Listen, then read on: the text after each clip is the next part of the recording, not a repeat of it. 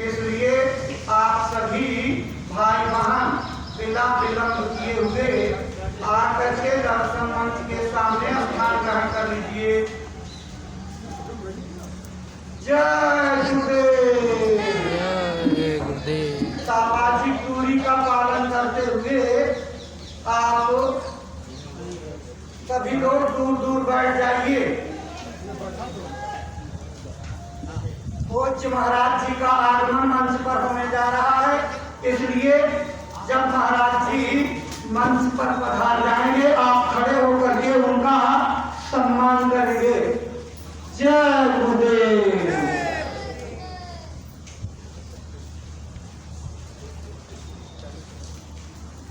गुरु महाराज के चरण कमलों में नतमस्तक होकर दया कृपा की याचना करते पूज्य महाराज जी।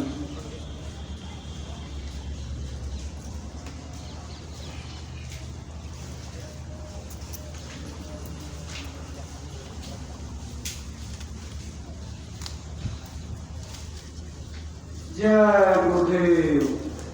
आपको बैठने का संकेत हो गया है, आप अपने स्थान पर बैठ जाइए। जो लोग आके जा रहे हैं पीछे जगह है, सामाजिक दूरी का पालन करते हुए आप अलग अलग बैठ जाइए। अब पूज्य महाराज जी के चरण कमलों में सादर प्रार्थना करते हैं कि आज परम पूज्य स्वामी जी महाराज के 9वें पावन वार्षिक भंडारा पर्व के इस शुभ अवसर पर गुरु महाराज के अमर संदेशों, अपनी अमर वाणियों को प्रेमी भाई बहनों को सुनाने की, समझाने की महती कृपा करेंगे पूज्य महाराज जी। आप सभी लोग प्रेम के साथ में मालिक के पावन नाम का उच्चारण करेंगे। बोलो जय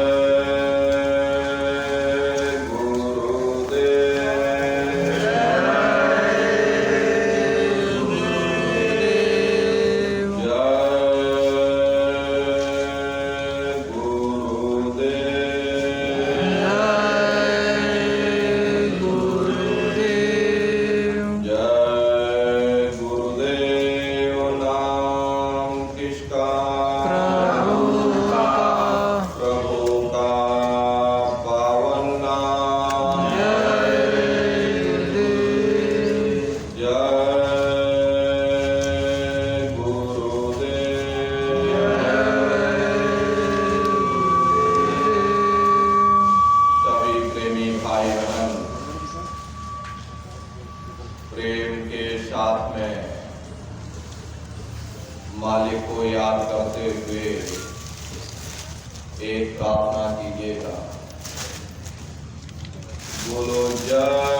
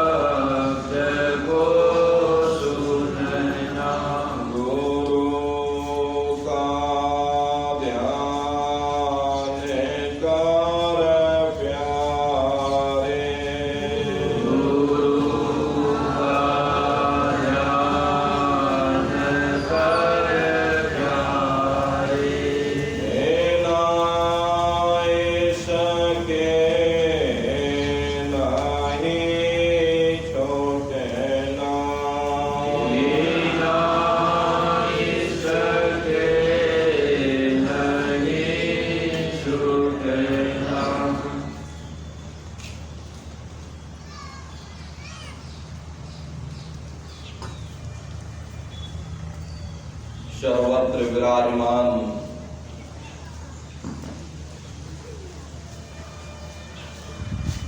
शब्द स्वरूप परम पूज्य स्वामी जी महाराज के श्री चरणों में कोटि कोटि नमन प्रणाम करते हुए गुरु महाराज के दरबार में उपस्थित सभी सत्संगी धर्म प्रेमी भाई बहनों को सादर जय गुरुदेव। प्रेमी भाई बहनों, आज हमारे गुरु महाराज का ये पावन पुनीत भंडारे का कार्यक्रम है।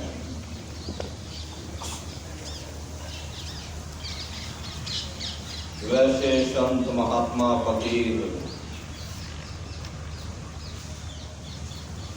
शरीर रूप में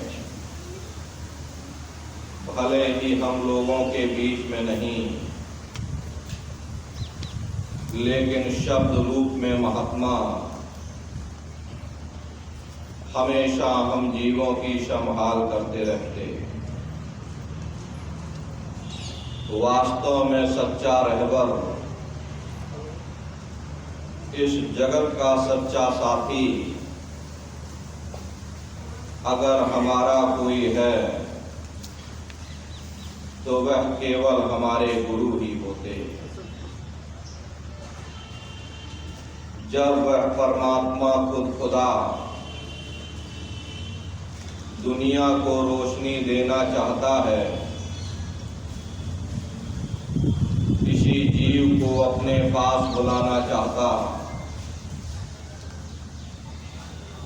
तो वह किसी संत महात्मा के जरिए ही अपने भेद को जाहिर करता। यही दीन इस्लाम कहता है, यही अन्य मजहब कहते, यही गीता और कुरान कहती है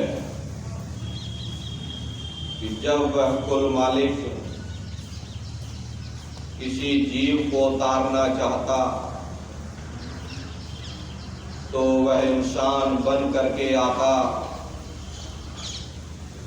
क्योंकि हम भी इंसान हैं और जब तक वह हमारे जैसा इंसान बन करके ना आए, हमें भेद ना बताए, हम कभी अपने सच्चे देश, सच्चे घर, सच्चे वतन जा ही नहीं सकते। कभी इस भवसागर रूपी जेल खाने से हम आजाद हो ही नहीं सकते। आप विचार करके देखिएगा कि एक जेल खाने के अंदर बहुत से कैदी रहते हैं। एक परोपकारी आता, वह यह देखता है कि इन बेचारे कैदियों के पास पीने को ठंडा पानी नहीं, वह कुछ धन खर्च करके बर्फ का मीठा शरबत बना करके उन कैदियों को पानी पिलाना शुरू कर देता। प्यासे को पानी पिलाना यह एक अच्छा परोपकार है। फिर कोई दूसरा परोपकारी आता, वह यह देखता है कि इन बेचारे कैदियों के पास खाने पीने को अच्छा भोजन नहीं, वह और ज्यादा धन खर्च करता, अच्छे अच्छे भोजन पकवान बना करके उन कैदियों को खिलाना शुरू कर देता। भूखे को भोजन कराना यह भी एक अच्छा परोपकार है। इन परोपकारियों के परोपकार से कैदियों की हालत सुधरती है लेकिन वे रहते जेल खाने में ही हैं और कैदी ही कहलाते। फिर कोई तीसरा परोपकारी आता, उसके पास जेल खाने की चाबी रहती, जेल खाने की कुंजी रहती और वह चाबी लगा करके उन कैदियों को ही आजाद कर देता। यदि किसी का सबसे बड़ा कोई परोपकार है तो उस चाबी वाले का परोपकार है। ठीक उसी प्रकार से इस भवसागर रूपी जेल खाने से निकलने की चाबी, निकलने की कुंजी नाम है और वह नाम केवल संतों महात्माओं को ही प्राप्त है। जो जीव इस भवसागर से पार होना चाहते हैं उनके लिए यह जरूरी है कि किसी संत महात्मा की खोज करें, उनके बताए हुए रास्तों पर चलें और नाम लेकर के नाम की कमाई करें।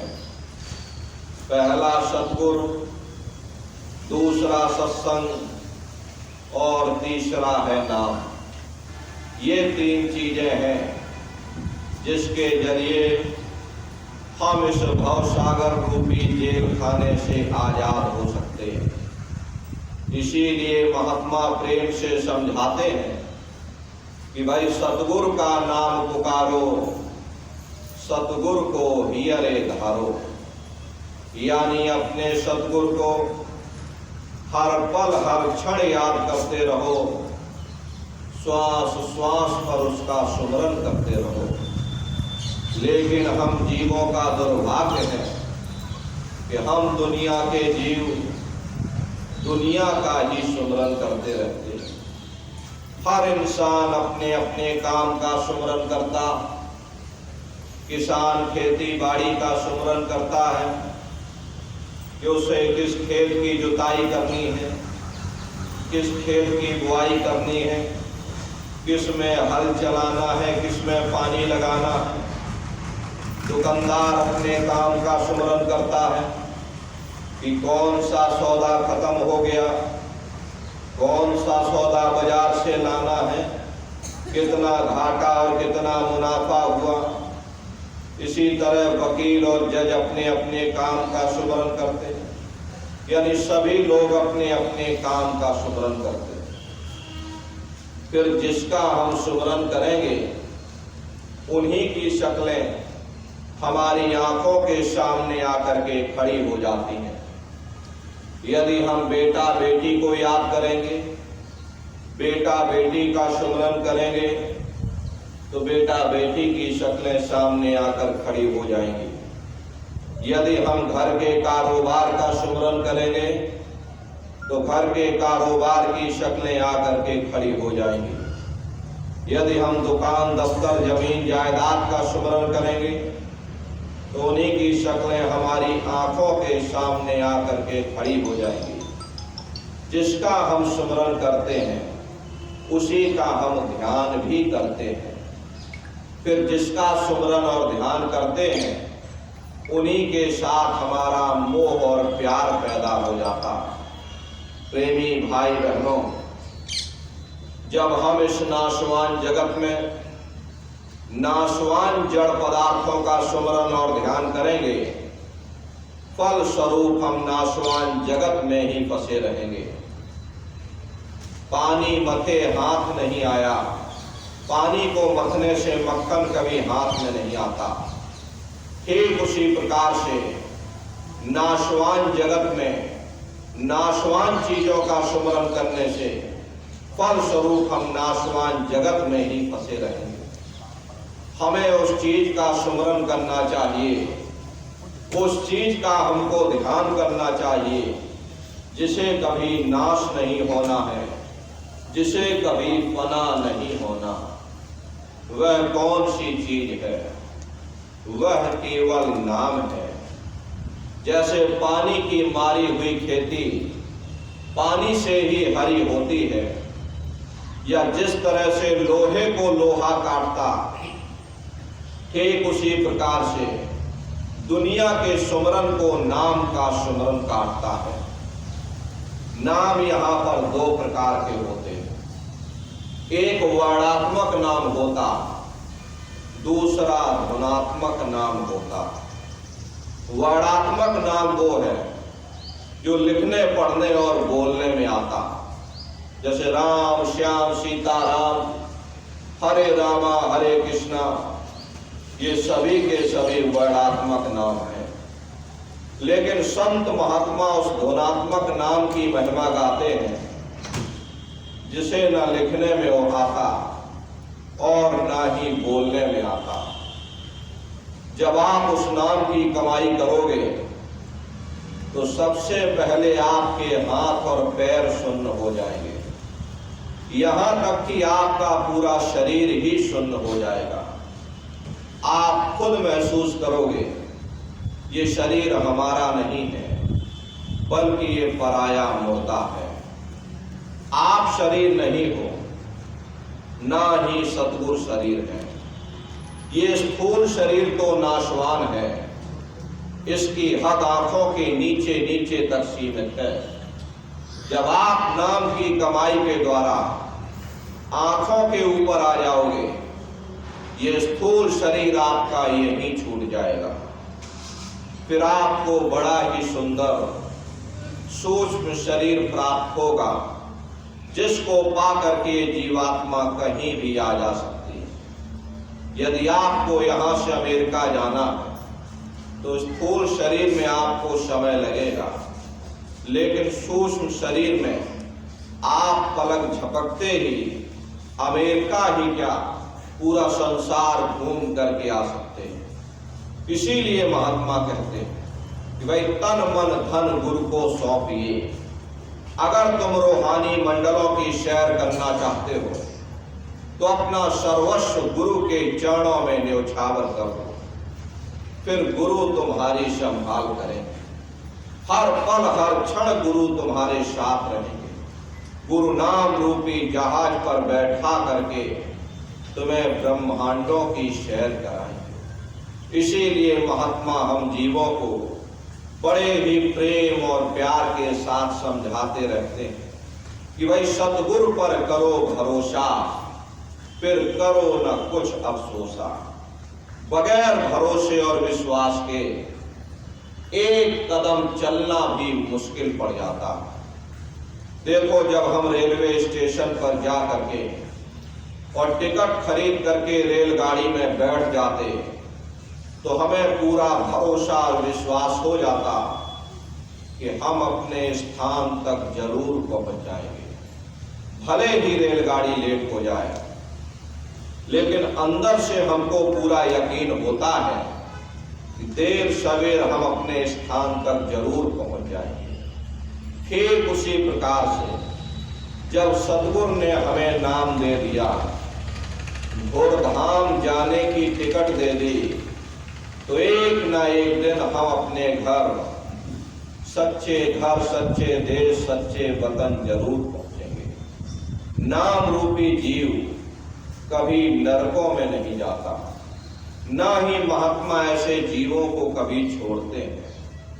वैसे महात्मा अपने जीवों की हर पल हर क्षण संभाल करते रहते हैं। लेकिन हम लोगों को पूरा भरोसा तब आता जब हम अपने अंदर जा करके अपने सतगुरु के नूरी स्वरूप का दर्शन कर लेते। उससे पहले हमसे कोई कह दे नहीं महात्मा जी ठीक नहीं, तो हमारा भरोसा टूट जाएगा। फिर कोई कह दे नहीं महात्मा जी बिल्कुल सच्चे और पक्के हैं, तो भरोसा फिर कायम हो जाएगा। लेकिन जब आप अपने अंदर जा करके ध्यान और भजन करके और अपने सतगुरु के नूरी स्वरूप का अंतर में दर्शन कर लोगे, फिर चाहे सारी दुनिया एक हो करके सतगुरु को बुरा भला कहे, आपका भरोसा नहीं टूटेगा, आपका विश्वास नहीं टूटेगा। इसीलिए महात्मा प्रेम से समझाते कि शिष्य तुम्हारा धर्म है, तुम सतगुरु की मौज में रहना सीखो, उनकी रजा में रहना सीखो, उनके हुक्म पर चलना सीखो, फिर चाहे कैसा भी हुक्म हो। अगर सतगुरु कोई हुक्म देता है उसके लिए वह जिम्मेदार होगा। संत महात्मा फकीर कभी किसी को नाजायज हुक्म नहीं दिया करते। देखिए गुरु नानक देव जी महाराज ने मुर्दा खाने का हुक्म दिया। एक गुरु अंगद देव जी निकले जिन्होंने ये कहा कि हुजूर मैं सिर की तरफ से खाऊं या पैर की तरफ से खाऊं। हालांकि वो हलवा था, उन्हें तो परीक्षा लेनी थी, लेकिन देखो प्रेमी भाई बहन, परीक्षा के समय में एक ही चेला निकला, बाकी सब चेले चपाटे भाग गए।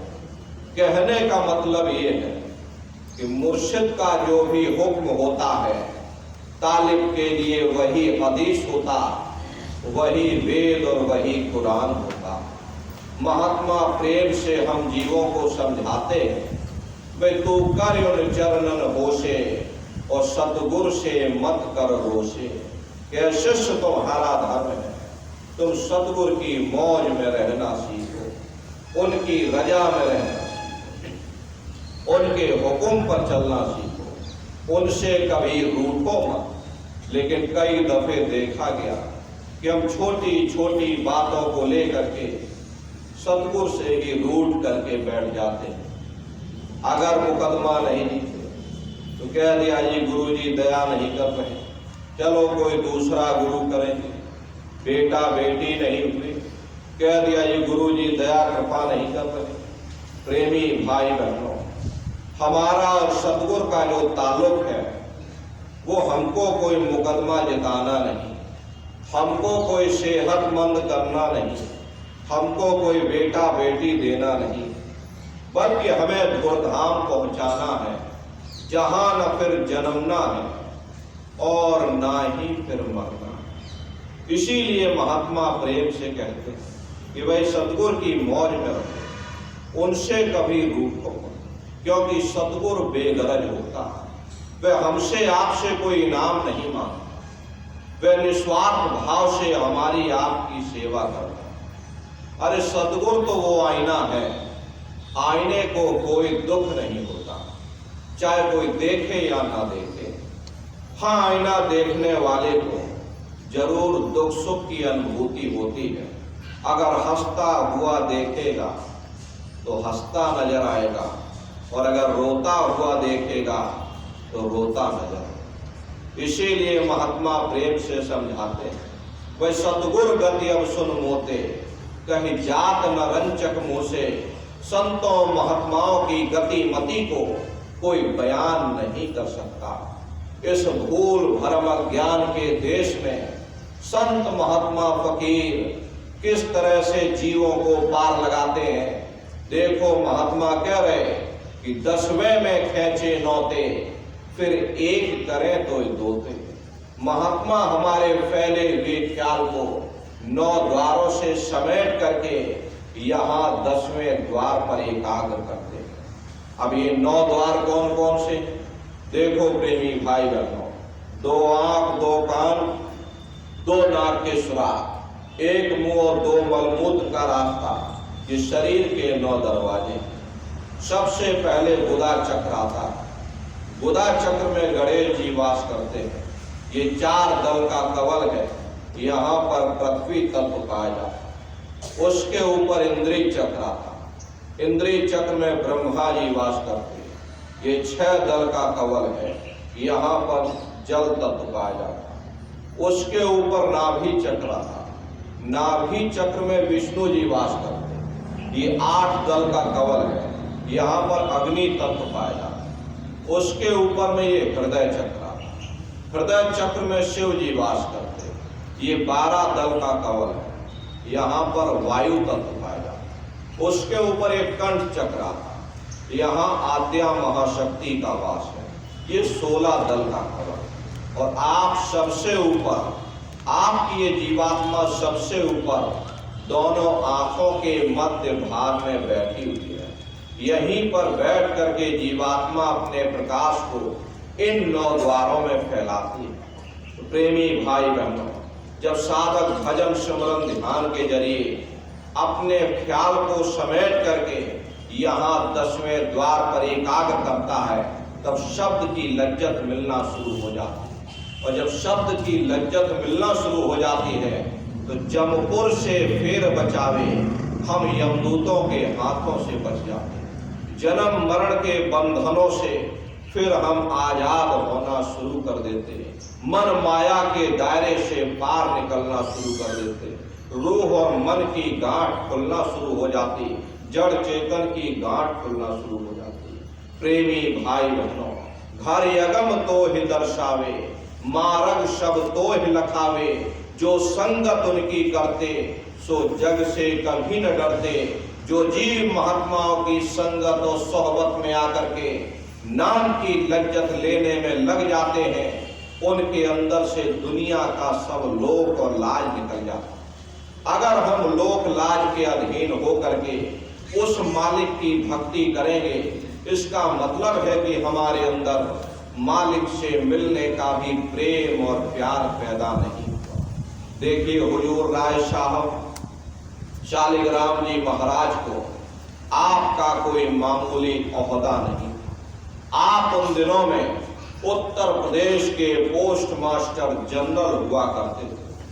पोस्ट मास्टर जनरल का ओहदा अपने आप में बड़ा रुतबेदार ओहदा हुआ करता था, लेकिन आप अपने गुरु की सेवा में इस कदर से लीन थे कि आप आगरा में गुरु महाराज के घर से 2.5 किलोमीटर दूर यमुना नदी से पानी की गगरी भर करके अपने गुरु महाराज के स्नान के लिए लाया करते थे। जिस बाजार से आप हो करके गुजरते थे, वो बाजार आपकी बिरादरी वालों का था। बिरादरी वालों ने ताने मारने शुरू कर दिए। इतना बड़ा अफसर हो करके, इतना बड़ा सेठ हो करके, इसकी मति को क्या हो गया, इसकी बुद्धि को क्या हो गया, ये यहाँ पड़ा हुआ साधुओं के पीछे दौड़ लगा।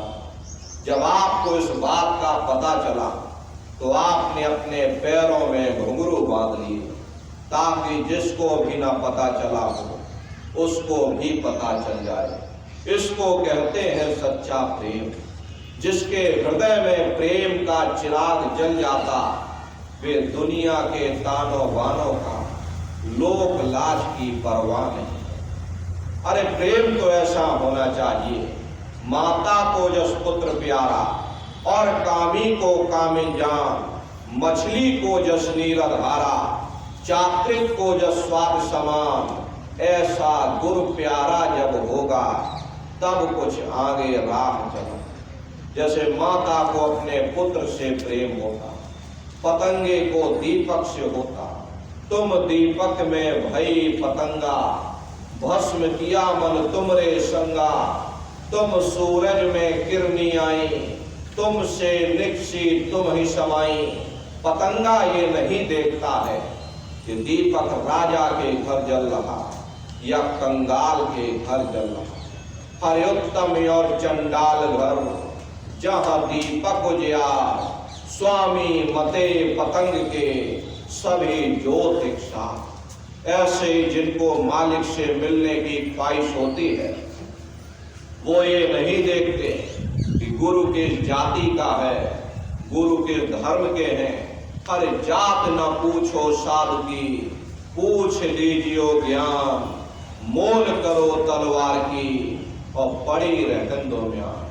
हरे नर नारियों, जब तुम्हारी ये जीवात्मा इस मनुष्य रूपी चोले को छोड़ करके और धर्मराज के दरबार में पहुंचेगी, तो वहां न तुमसे ये पूछा जाएगा कि तुम किस जाति के हो, तुम किस कौम के हो, तुम किस मजहब के हो, तुम हिंदू हो या मुसलमान हो, हिंदुस्तान से आए हो या पाकिस्तान से आए हो। अरे वहां तो तुम्हारे कर्म देखे जाएंगे, भक्ति भाव देखा जाएगा, मालिक से मिलने का प्रेम और प्यार देखा जाएगा। जाके हृदय गुरु पर दीदी काल कर्म बातें नहीं जीते। जिसके हृदय में अपने गुरु के प्रति प्रेम है, प्यार है, श्रद्धा, आस्था और विश्वास है, ऐसे प्यारे साधकों को आखिरी समय में स्वयं सद्गुरु लेने आते और अपने साथ लेकर के चले जाते। गुरुमुख की गति सबसे भारी, गुरुमुख कोटि जीव बारी। गुरुमुख सबसे बड़ा क्यों है?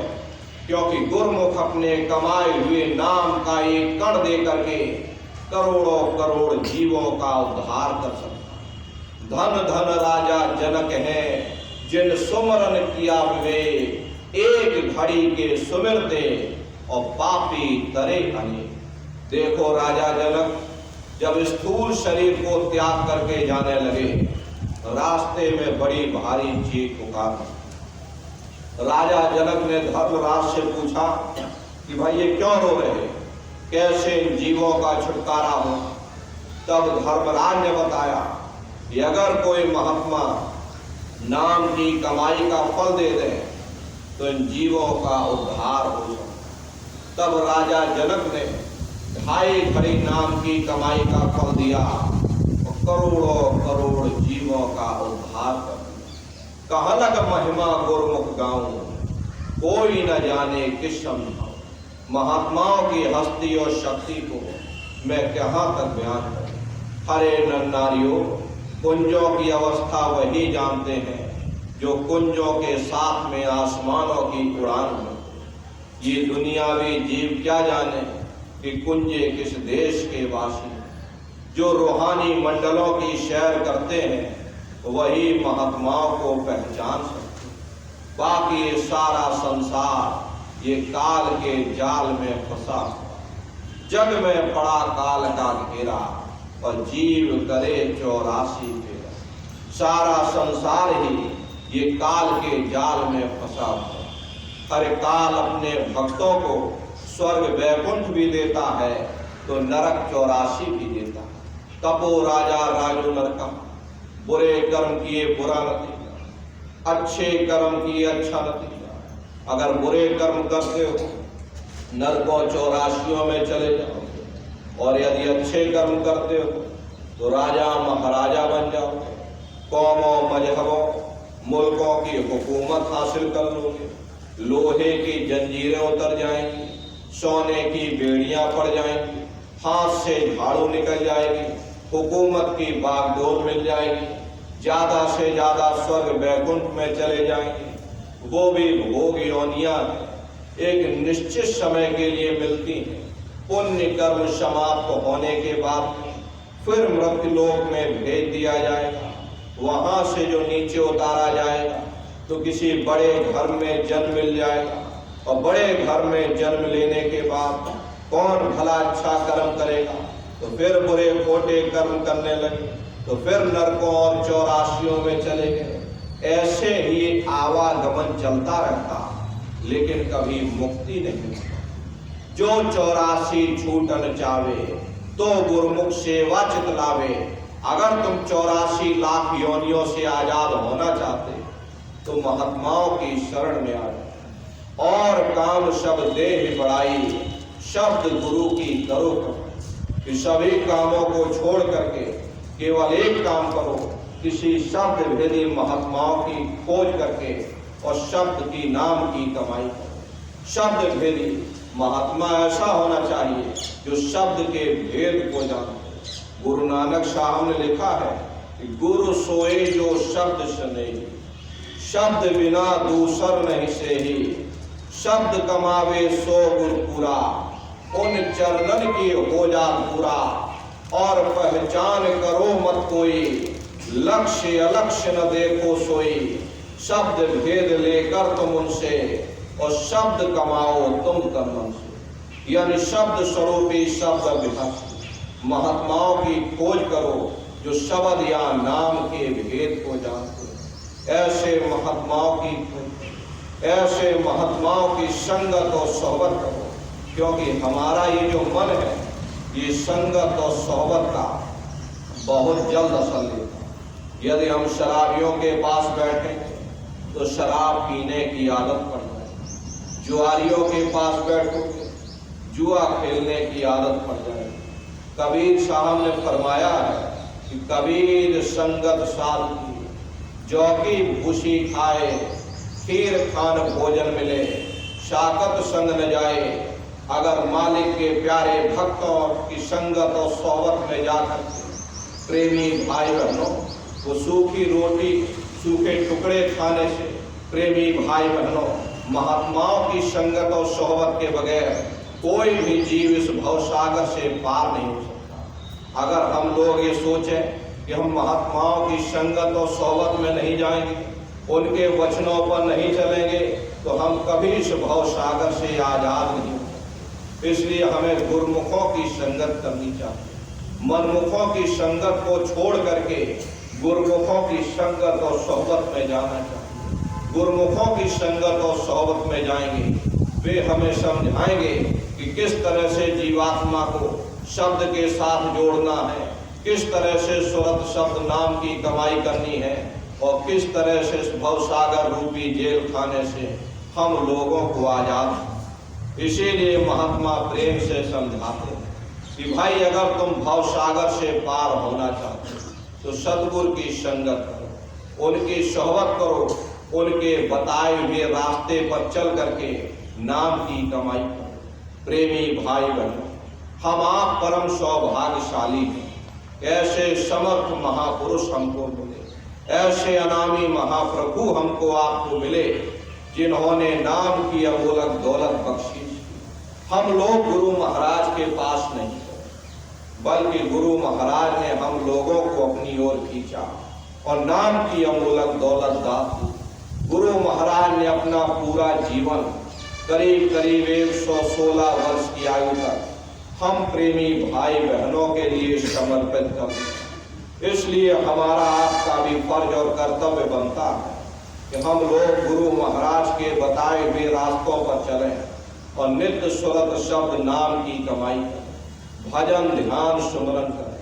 यही जीवन की सच्ची दौलत है। यही दौलत हमारे आपके साथ जाएगी। बाकी सब रगड़े और झगड़े ये सब हमारे आपके यहीं पड़े रह जाएंगे। सुई की एक नोक भी हमारे आपके साथ में जाने वाली है।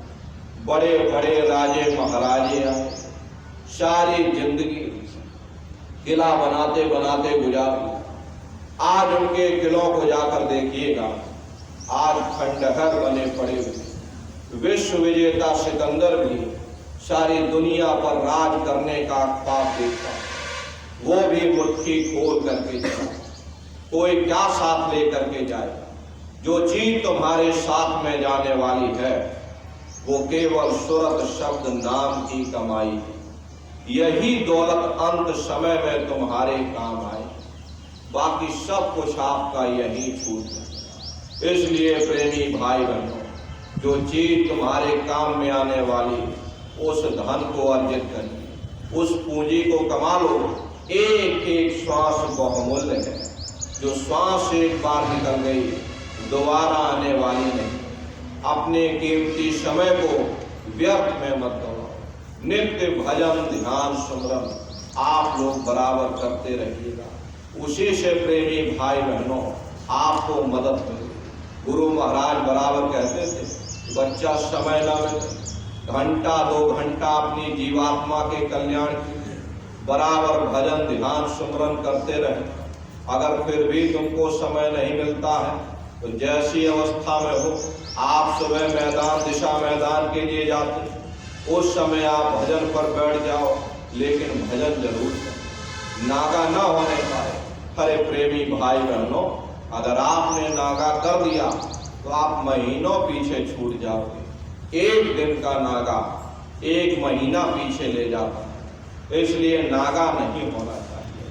जब भी मौका मिले भजन ध्यान सुमरन बराबर आप लोग करते रहना।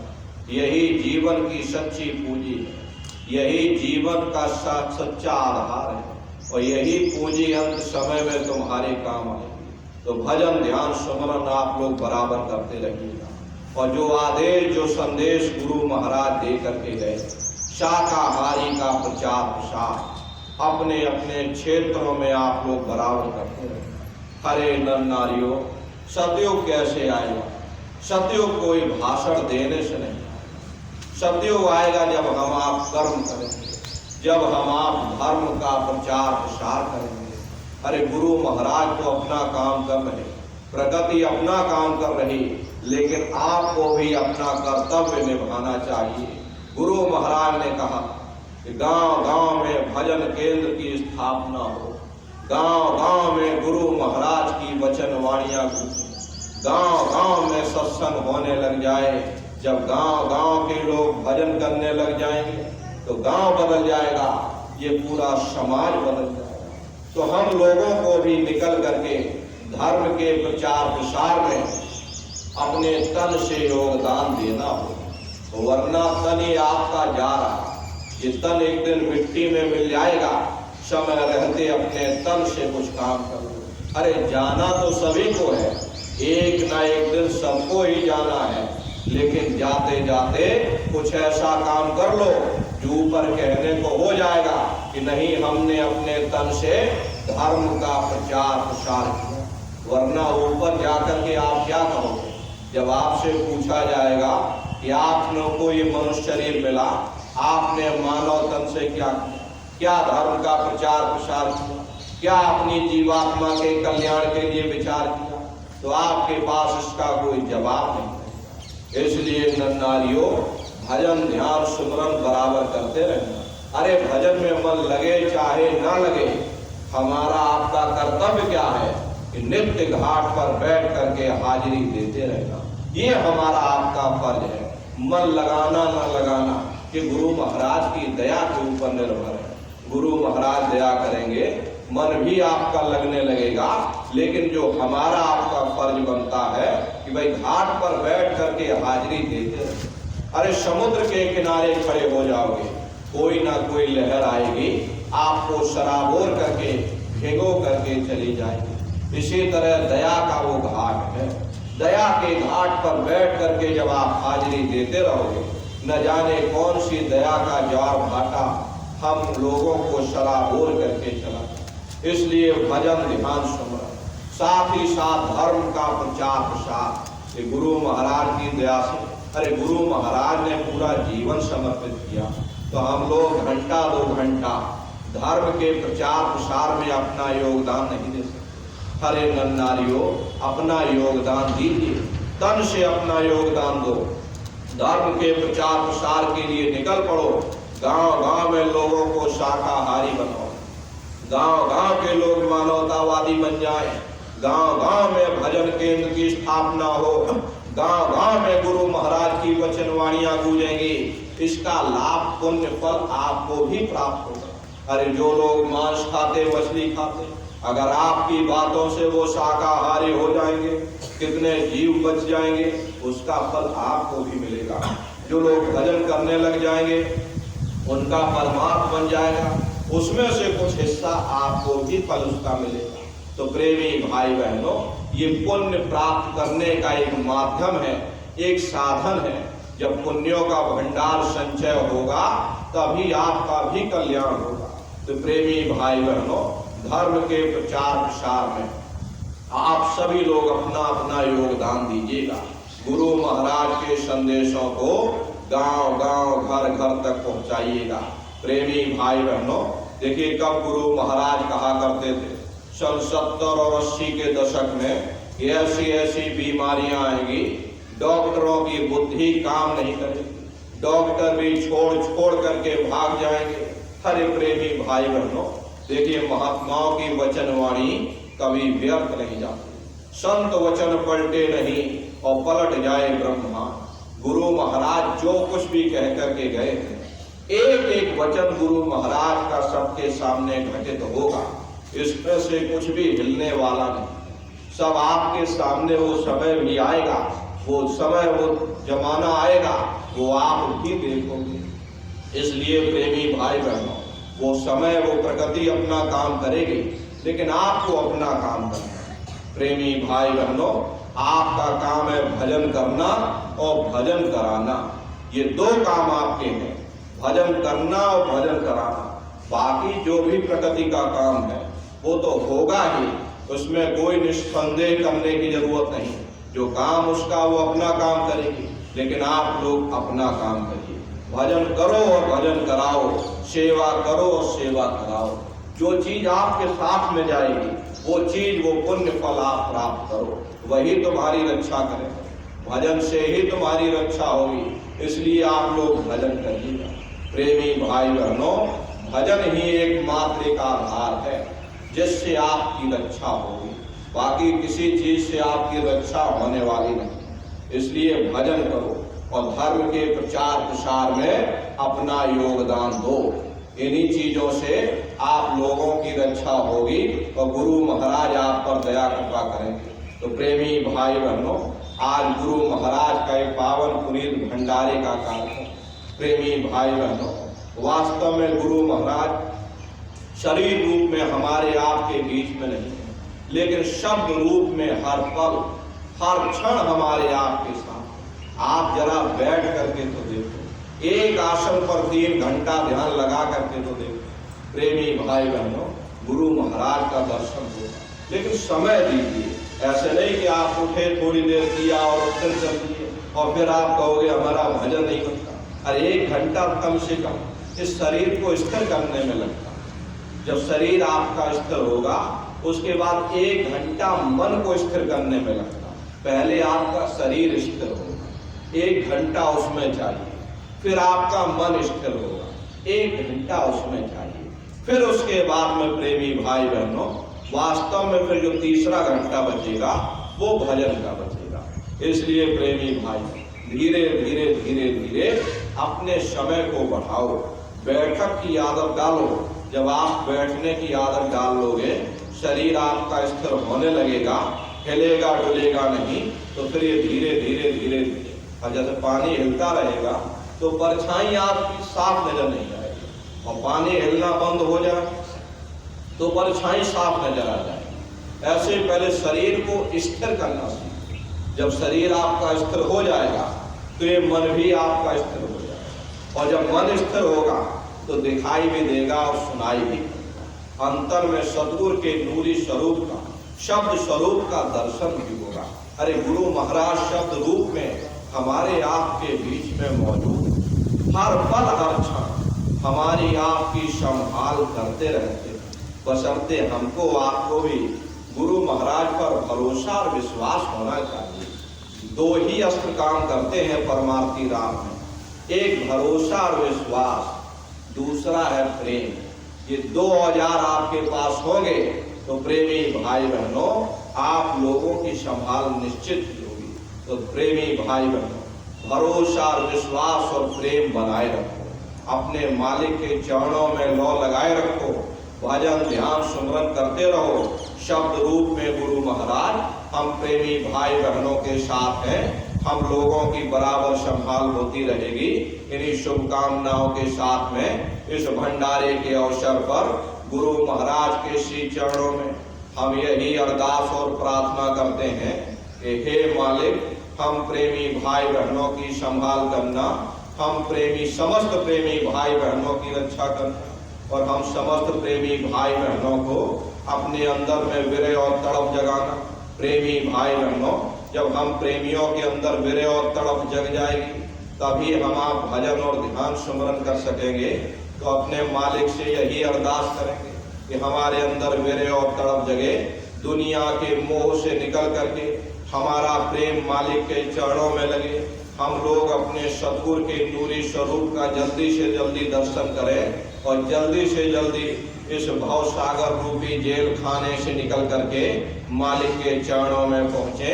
यही अरदास है हम प्रेमी भाई बहनों की तरफ से गुरु महाराज के चरणों में। और प्रेमी भाई बहनों, आप सभी प्रेमी भाई बहनों को गुरु महाराज के भंडारे के अवसर पर बहुत बहुत साधुवाद। बोलो जय गुरुदेव।